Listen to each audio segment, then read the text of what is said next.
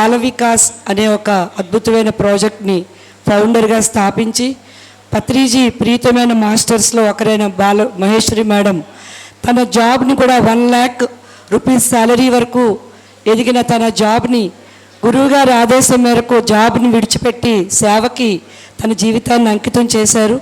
బాల Vikas founder Maheshwari madam వేదిక మీదకి రావాల్సిందిగా కోరుచున్నాము. Thank you Jyothi ma'am. So నా పేరు మహేశ్వరి. నేను 95లో డాక్టర్ జీకే గారి ద్వారా ధ్యానంలోకి వచ్చాను. సో ధ్యానంలోకి వచ్చేటప్పుడు highly emotional, very sensitive. Father ఒక దెబ్బ కొడితే ఆయనకి టీచ్ చేయాలి అంటే నేను చనిపోతే పిల్లల్ని సున్నితంగా పెంచాలి అని ఆయన నేర్చుకుంటారు. జనం అందరూ వారు ఇనప ముక్కులు దాంతో పొడుస్తూ ఉండాలి, అప్పుడు ఆయన కోపం తగ్గించుకుంటారు అనే హై ఇమోషనల్లో ఉన్నప్పుడు డాక్టర్ జీకే దగ్గర అక్క వాళ్ళ దగ్గర తను మేనబావాడు జీకే గారు. సో అక్క వాళ్ళ ఇంటికి అమ్మ పంపించినప్పుడు తను మెడికల్ కాలేజ్ నుంచి యూనివర్సిటీ లైబ్రరీ నుంచి వచ్చాక, ఓకే చనిపోవాలనుకుంటున్నావా, చాలా సింపుల్, ఇంజెక్షన్ చేస్తే నీకు నొప్పి కూడా తెలియకుండా నేను చనిపోవాలనుకున్నాను, కానీ అలా సూసైడ్ చేసుకోవాలి అంటే ఎలుకల మంది తింటే చేదుగా ఉంటుంది. మేడం ఏం దూకితే ఒకవేళ కాళ్ళు చెయ్యిరిగి బతికిపోతే అమ్మో ఈ నాన్నగారిని జీవితకాలం ఆయన దగ్గర మళ్ళీ బతకట్లేము, చాలా కోపిస్టి, హ్యాంగ్ చేసుకుంటే నాలుగు అసహ్యంగా బయటకు వస్తుందంట, చనిపోవడానికి కూడా మళ్ళీ నాకు అందంగా కావాలి, అందంగా చనిపోవాలి. అప్పుడు జీకే అన్నారు, తను వచ్చి జస్ట్ నన్ను ఇలా చూడగానే ఏమే చనిపోవాలనుకుంటున్నావా, ఈజీ మెథడ్ నేను చెప్తాను, కానీ దాని ముందు ఒక చిన్న మాట చెప్తాను, అందరూ చనిపోవద్దు అంటే తిను చనిపోవడానికి చెప్తాను అంటున్నాడని వినడం మొదలుపెట్టాను.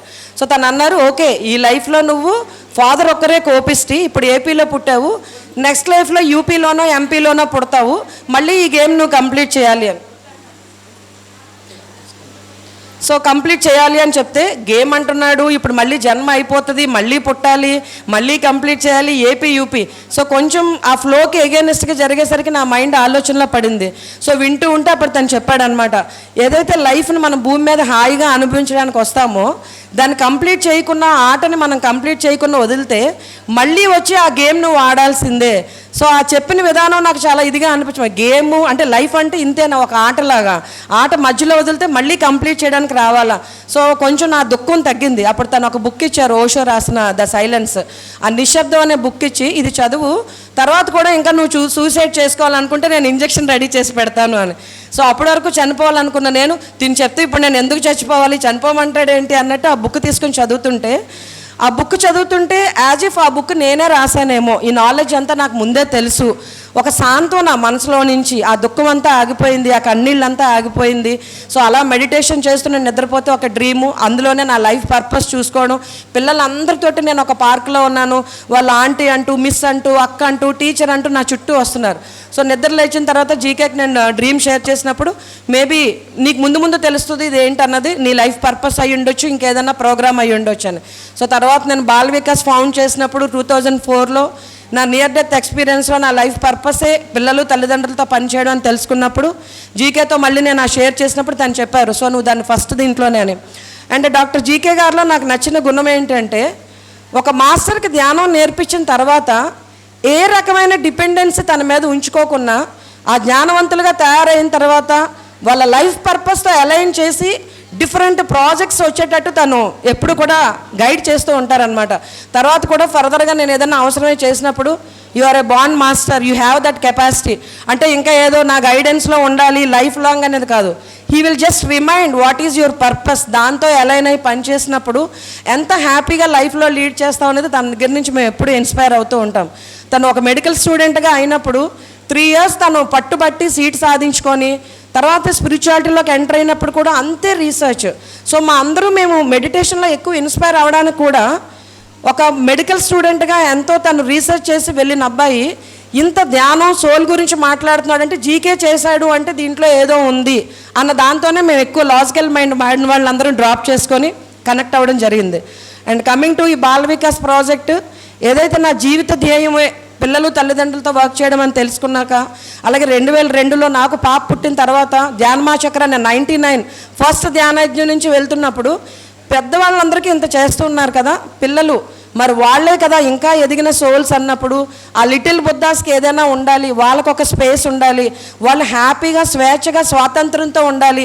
పత్రితాతి కొడతారో అక్కడ ఉన్న వాలంటీర్ కొడతారో అని వాళ్ళు నోరు మూయించి మనం బలవంతంగా వాళ్ళకి ఆ క్లాస్ అంతా అవసరం లేదు, వాళ్ళకి చక్కగానే సహజంగానే జ్ఞానవంతులు అని అర్థమైనప్పుడు నాకు ఎప్పుడు అనిపించేది ఒక చిన్న టెంట్, అట్లీస్ట్ ఒక గ్రీన్ కార్పెట్ ఉంటే బాగుండేది కదా. అప్పుడు మనకు ధ్యానమా చక్రాస్ అంతా డిఫరెంట్ లొకేషన్స్లో జరిగేది, మనకంటూ ఒక వెన్యూ లేదు.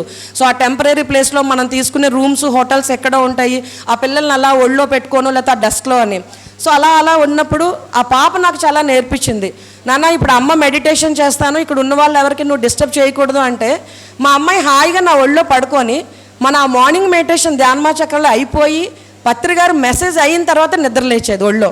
సో నాకు చాలా గ్రేట్గా అనిపించింది. కానీ నెక్స్ట్ ఇయర్కి వచ్చేసరికి నేను చదువుకున్నది ఎంఎస్సి చైల్డ్ డెవలప్మెంట్, నా లైఫ్ డిజైన్కి దాని అర్థం ఉంది అన్నది నాకు కనెక్షన్ కూడా తర్వాత అర్థమైంది. నా పర్పస్కి మరింత ఈజీగా చేయడానికి మెడిసిన్ వైపు వెళ్ళాలనుకున్న నేను ఎంఎస్సి చైల్డ్ డెవలప్మెంట్ చేయడం జరిగింది. సో అప్పుడు అనిపించింది తను హాయిగా ఆడుకోవాలి, తన స్వతంత్రంగా ఉండాలి. నా లెర్నింగ్ కోసం తనను ఎందుకు నేను ఇన్స్ట్రక్షన్ ఇచ్చి బలవంతంగా పడుకోబెట్టేస్తున్నాను అనిపించింది. అప్పుడు వెనక్కి వెళ్ళి కూర్చొని క్లాస్ వింటూ తను స్వేచ్ఛగా వదిలేసి కావాలంటే 4-5 జతలు ఎక్కువ బట్టలు పెట్టి తను ఫ్రీగా ఉంచేదాన్ని. అప్పుడు అనిపించింది ఇలా, అప్పుడు తను ఇంకా హ్యాపీగా నాకు కోఆపరేట్ చేసేది. అరే ఇలా అందరు పేరెంట్స్ వాళ్ళ పిల్లలకి స్వేచ్ఛను వాళ్ళంటే ఏదో ఒకటి ఉండాలని. సో 2011లో వైజాగ్ ధ్యానమా చక్ర జరిగినప్పుడు సార్ మనం పెద్దవాళ్ళకి ఇంత చేస్తున్నాం కదా, పిల్లలకంటూ కూడా ఒక స్పేస్ ఉంటే బాగుంటుంది అని నేను పత్రిజీని అడిగినప్పుడు ఐఎమ్ వెయిటింగ్ ఎవరు దీని గురించి ముందుకు వస్తారా అని. You are the chairwoman for this pyramid Bal Vikas, మీరు దీన్ని ముందుకు తీసుకెళ్ళాలని. జస్ట్ ఒక ప్రొజెక్టర్ పెట్టి మూవీస్ వేయాలి అన్నట్టుగా అప్పుడున్న కమిటీ అంటే ఆల్రెడీ పిల్లలు చూసేది టీవీలు ఫోన్లే, మళ్ళీ దానికి నేను ఒక ఎంఎస్సి చైల్డ్ డెవలప్మెంట్ గోల్డ్ మెడలిస్ట్ని వెళ్ళి మళ్ళీ ప్రొజెక్టర్ పెట్టి పిల్లలకు సినిమాలు వేసి ఎంగేజ్ చేయడం కాదు, విజ్ఞానం వినోదం రెండూ ఉండాలి వీళ్ళకి అని అన్నీ. అప్పుడు జస్ట్ ఒక చిన్న ఇలాంటి ఒక స్పేస్ అనుకున్నది 20,000 అడుగుల్లో కంప్లీట్గా అక్కడ వాళ్ళకి music, meditation, dance, art and craft, spiritual science fair ఇలా అన్ని విభాగాలతోటి 2011 మన వైజాగ్లో జరిగిన ధ్యానమా చక్రాల్లో ఒక భారీగా స్టార్ట్ చేయడం జరిగింది. సో ఒక గ్రాండ్ సక్సెస్. పేరెంట్స్ అందరూ వర్క్షాప్స్కి వెళ్ళాలనుకున్న వాళ్ళు హ్యాపీగా పిల్లల్ని అక్కడ పెట్టేసి వాళ్ళు వెళ్ళిపోయి వీళ్ళు ఇక్కడ విజ్ఞానం వినోదం మెడిటేషన్ నేర్చుకోవడం, పక్క పిల్లల్ని చూసి భయం ఉన్న పిల్లలు కూడా వాళ్ళ చేత ఒక స్టోరీనో ఏదో షేర్ చేయించినప్పుడు వాళ్ళు హ్యాపీగా కమ్యూనికేషన్ స్కిల్స్ పెంచుకోవడం ఇవన్నీ. అప్పుడు పత్రి సార్ ఎవరు వచ్చినా సరే బాల వికాస్ తీసుకురావడం ఇది డెవలప్ అని. సార్ కూడా వచ్చి మాట్లాడితే మెడిటేషన్ చేస్తూ ఉండేవాడు. నాకు ఆశ్చర్యం వేస్తే సార్ డయాస్ దగ్గర అంత బిజీగా ఉన్న సార్ వచ్చి పిల్లల మధ్యలో గవ్వగా వచ్చి మెడిటేషన్కి వచ్చాడు. ఇది ఒక ఎనర్జీ స్పేస్ మేడం, ఇక్కడ పని చేయాలి అంటే మనకి ఎంతో ఎనర్జీ ఉండాలి.